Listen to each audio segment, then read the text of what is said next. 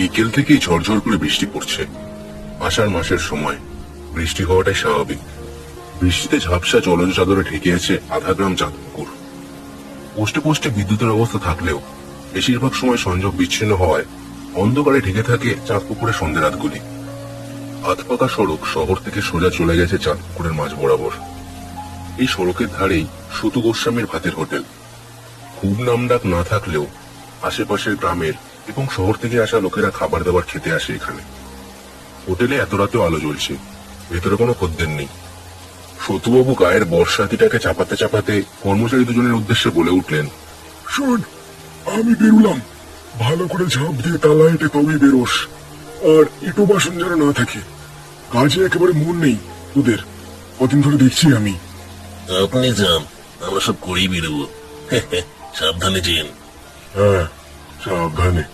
প্রথমবার যাচ্ছি নাকি এরম বর্ষার রাতে? পটপটিতে বসবো আর চলে যাব। যাই হোক, ঘন্টু, সব দেখে টেকে রাখিস বাপ। ঠিক আছে শুধুদা, আপনি আসেন, আমরা সব দেখে দেখে রাখবো। ঠিক আছে, এই চললাম রে। সতুবাবু নিজের লজ্জরে আদ্যিকালের স্কুটারটা নিয়ে বেরিয়ে পড়লেন রাস্তায়। গ্রামের পূর্ব প্রান্তে তার বাড়ি। বৃষ্টির তোর বাড়ছে রাত বাড়ার সাথে সাথে। ঢালাই রাস্তা দিয়ে বিচ্ছিরি ভটভট শব্দ তুলে সতুবাবু এগিয়ে চলেছেন বাড়ির দিকে। রাস্তায় আলো নেই একেবারে। স্কুটারের আলোতে যতটুকু আলো পাওয়া যায় সেটাই একমাত্র ভরসা। চাঁদপুকুরের পোস্ট অফিস থেকে মূল গ্রামের শুরু। তার আগে পড়ে সোনাঝুরি গাছের জঙ্গল এলাকা। তার মাঝখান দিয়েই রাস্তা। সোনাঝুরি জঙ্গলের মাঝেই ছোটখাটো বাঁশঝাড়ও চোখে পড়ে। জঙ্গলের মাঝামাঝি এসেছেন সবে সতুবাবু। বৃক্ষসে স্কুটারটাকে থামাতে হলো। দেখলেন রাস্তার মাঝে একটা লম্বা গাছ কেউ যেন ফেলে রেখে গেছে। নির্ঘাত কোনো বদমাইশের কাজ। এত জোরে ঝড় তো হচ্ছে না যে গাছ ভেঙে পড়বে। আশ্চর্য, গ্রামে আবার ছিনতাইকারী এলো নাকি? সতুবাবু স্কুটার থেকে নেমে গাছখানাকে সরাবেন বলে এগোলেন সেদিকে। খুব বড় গাছ নয়, নিজেই সরাতে পারবেন একা একা। হঠাৎ মাথায় সপাটে একটা লাঠির বাড়ি পড়লো তার।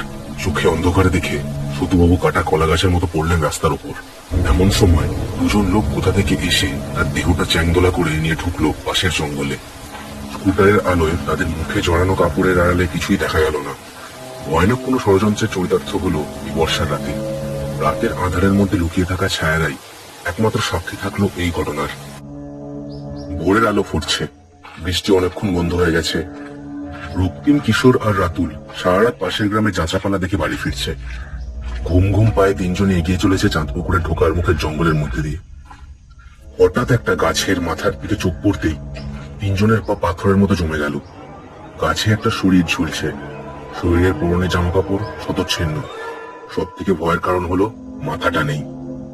কিছুক্ষণের মধ্যেই তাদের তিনজনের হাঁক ডাক আর চিৎকার চেঁচামেচিতে গ্রামের লোক জমায়েত হয়ে গেল সেখানে। নানান লোকে নানান কথা বলতে শুরু করেছে। সবার মধ্যেই ভয় আর চাপা উত্তেজনা কাজ করছে। কি ব্যাপার বলতো? এই কাণ্ড যে এই গ্রামে ঘটতে পারে ভেবেই তো গা শিউরে উঠছে। খুড়ো, ভূত পিশাচে এই কাণ্ড ঘটিয়েছে নাকি? ভূত পিশাচ না ছাই, নিশ্চয়ই বদমাইশ কোনো লোক এসে জুটেছে চাঁদপুকুরে। কি জানি বাপু। আর শত্রুর তো কারোর সাথে কোনো ঝগড়াও ছিল না।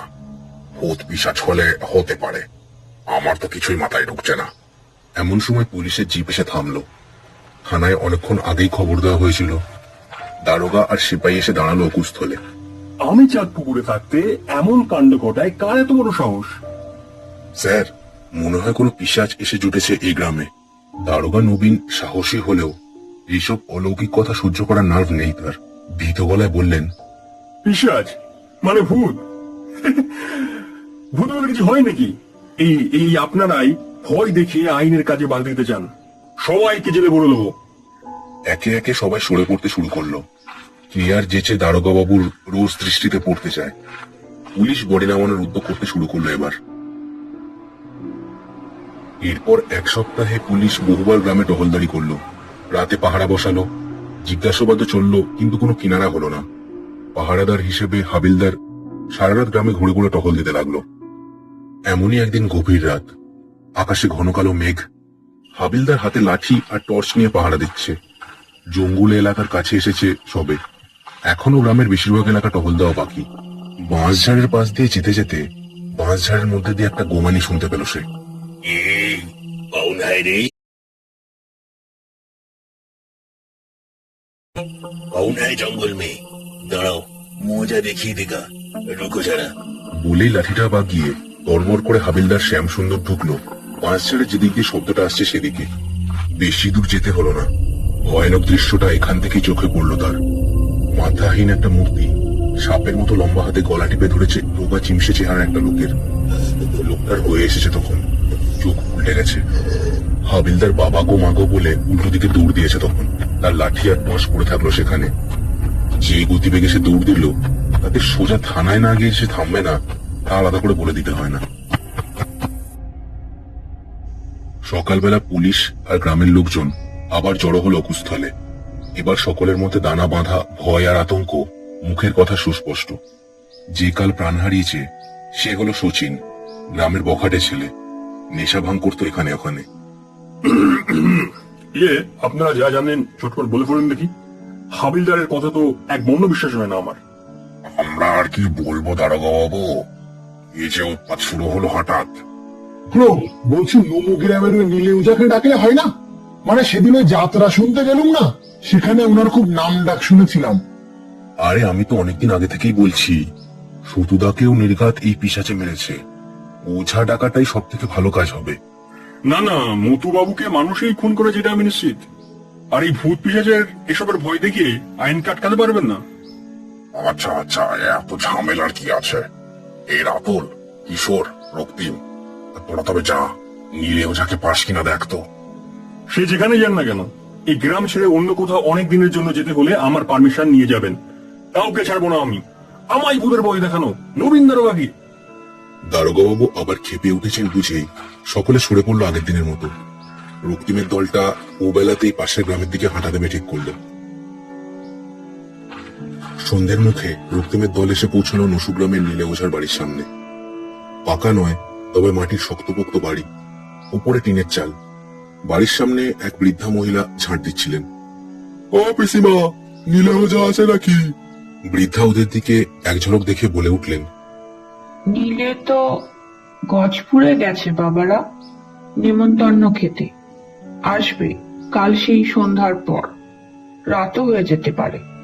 এই মরেছে, এবার কি হবে রে? কি আর করা যাবে বল?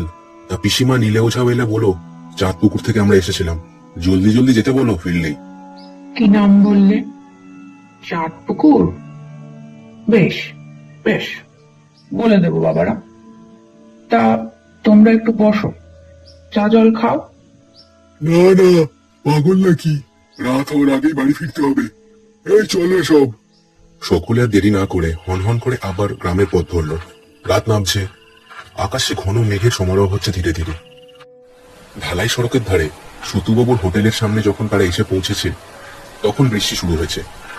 মাথায় ছাতা আর হাতে টর্চ ধরে কোনো মতে সামলে বাড়ির দিকে ফিরছে রক্তিম আর বাকিরা। হোটেলটার সামনে দিয়ে যেতে যেতে রাতুলের কেমন গা ছমছম করে উঠল। আবহাওয়া সাধারণ করার জন্য সে বলল, ভাবছি একটা হোটেল খুলবো। সতুবাবুর হোটেলটা তো প্রায় বন্ধই হয়ে আছে, তাই আর কি। হঠাৎ তুই তো চাকরি নিয়ে শহরে চলে যাবি বলেছিলি। তাতে কি, ব্যবসা তো সবাই করতে পারে। আর সতুবাবুর হোটেলটা বন্ধ হয়ে গেলে আর তো কোনো কম্পিটিশনও নেই, তাই না? চুপ চুপ, কেউ পিছনে আসছে মনে হচ্ছে। তার কথায় তিনজনেরই পা থেমে গেল। ধীরে ধীরে পিছন ফিরে দেখতে গেল সত্যি কেউ আসছে কিনা। যা দেখলো তাতে হাড়ের মধ্যে দিয়ে বরফ ঠান্ডা জল যেন বয়ে গেল তাদের। একটা মাথাহীন দেহ খুব ধীরে ধীরে দুহাত সামনে ছড়িয়ে এগিয়ে আসে তাদের দিকে। ছাতাটা ফেলে তিনজনে দৌড় দিল গ্রামের দিকে। বিভীষিকাময় মূর্তিটার নিঃশব্দ পদচালনা তার বৃষ্টির শব্দের মধ্যে শুনতেও পায়নি এতক্ষণ। চাঁদপুকুর গ্রামে আরো ভয়ার্ত আবহাওয়ার সৃষ্টি হলো এই ঘটনার পর। কেউ সন্ধে হলে আর বাড়ির বাইরে যেতে সাহস পায় না। প্রায় দুদিন কেটে গেল এরপর। সন্ধে হলে সারা গ্রাম যেন ঘুমন্ত পুরীর মতো নিশ্চুপ হয়ে যেতে শুরু করলো। নীলে ওঝা এখনো চাঁদপুকুরে এসে পৌঁছায়নি। হাবিলদারও ভয়ার্ত মূর্তির ভয়ে টহল দেওয়া বন্ধ করে দিয়েছে অনেকদিন। আজ বৃষ্টি নেই, তবে আকাশের মুখ ভার আর গুমট গরম। সারা গ্রাম নিস্তব্ধ যথারীতি। এমন সময় সোনাঝুরি জঙ্গলের মধ্যে টর্চের আলো দেখা গেল। কেউ বা কারা যেন সন্তর্পণে হেঁটে যাচ্ছে জঙ্গলের গভীরের দিকে। লোক দুটো জঙ্গলের মাঝে এসে দাঁড়ালো। টর্চের আলোতে তাদের মুখগুলো দেখা যাচ্ছে স্পষ্টভাবে। ভয়ের চাপ পড়েছে তাতে। শিওর এখানেই পুঁতেছিলি? হে রাতুলদা, এখানেই। বেশ, জলদি খোর, আমার মনে হয় ওটার জন্যই সতুবাবুর আত্মা এখন হোটেল মায়া ছাড়তে পারছে না। জলদি কর। হাড়ু ছপাছপ মাটি কোপাতে শুরু করলো। রাতুল দম বন্ধ করে নজর রাখছে চারদিকে। যে কোনো মুহূর্তে প্রতিহিংসা পরায়ণ প্রেত এসে তাদের ভবলীলা শেষ করে দিতে পারে। হঠাৎ ছোপের মধ্যে খসখস শব্দ হতেই চমকে সেদিকে টর্চ ফেললো রাতুল। দেখলো কাঁধে ঝোলা আর সারা মুখে দাড়ি গোফের জঙ্গল নিয়ে একটা লোক বেরিয়ে এলো। লোকটা নীলে ওঝা। কি করছিস তোরা এখানে? আমি তোদের গায়ে যাচ্ছিলাম, হঠাৎ আলো আর তোদের কথাবার্তা শুনে তোদের পিছিয়ে এলুম। কি করছিস এখানে তোরা? না মানে নীলেদা, কিছু না। এই হারু, চল চল এখান থেকে। হারু, হারু।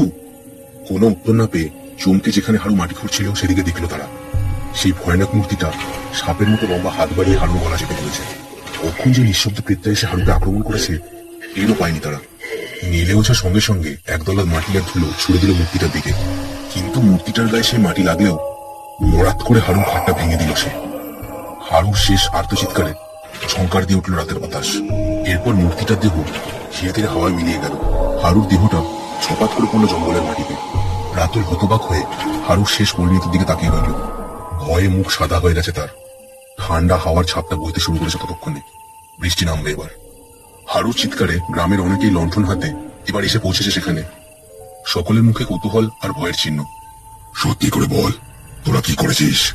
কোনো প্রেত মানুষের ওপর এমনি এমনি ক্ষিপ্ত হয় না। বল, কি করেছিস তোরা? কি রাতুল, তুই এইসবের মূলে? কি করছিস তোরা? গ্রামের লোক কত আতঙ্কে আছে জানিস? কি করছিস বল? আমারও সন্দেহ হয়েছিল রাতুলের ওপর।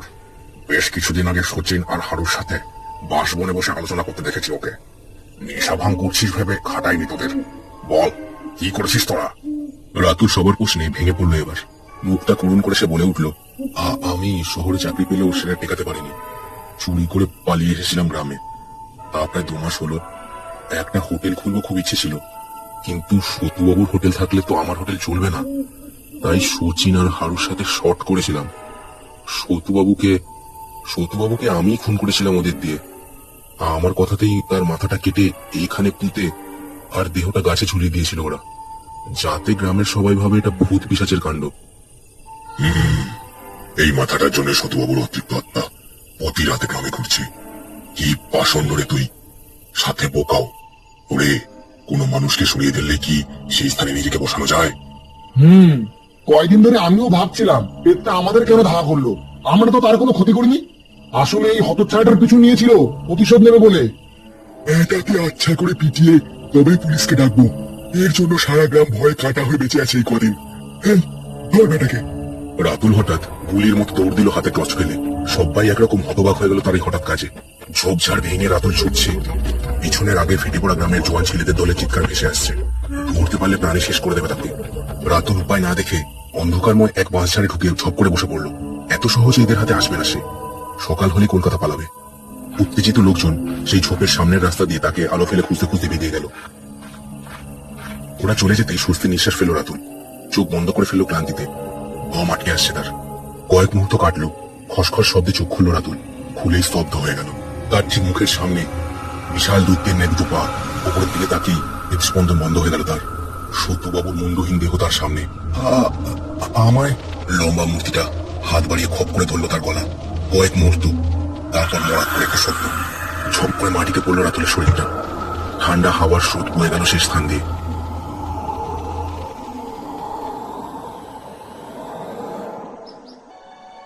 সারা রাত রাতুলকে খুঁজে না পেয়ে ভোরের দিকে গ্রামে ফিরছিল রক্তিমের দলটা। সতুবাবুর দেহটা যেখানে পাওয়া গেছিল সেখানে এসে থমকে দাঁড়াতে হলো তাদের। গাছে একই রকম ভাবে একটা দেহ ঝুলছে। দেহটা রাতুলের, দেহে প্রাণ নেই তার। অপরাধী তার অপরাধের শাস্তি পেয়েছে ভেবেই সকলে দীর্ঘশ্বাস ফেলল শুধুমাত্র।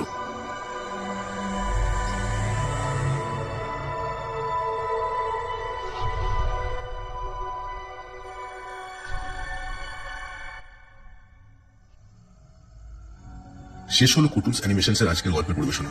আজকের গল্পটি কেমন লাগলো তা আমাকে কমেন্ট করে জানাতে ভুলো না। চ্যানেলটিকে সবাই সাবস্ক্রাইব করে দিও আর গল্পটিকে শেয়ার করে দিও তোমার বন্ধুদের সাথে। দেখা হচ্ছে পরের ভিডিওতে। সবাই খুব ভালো থেকো।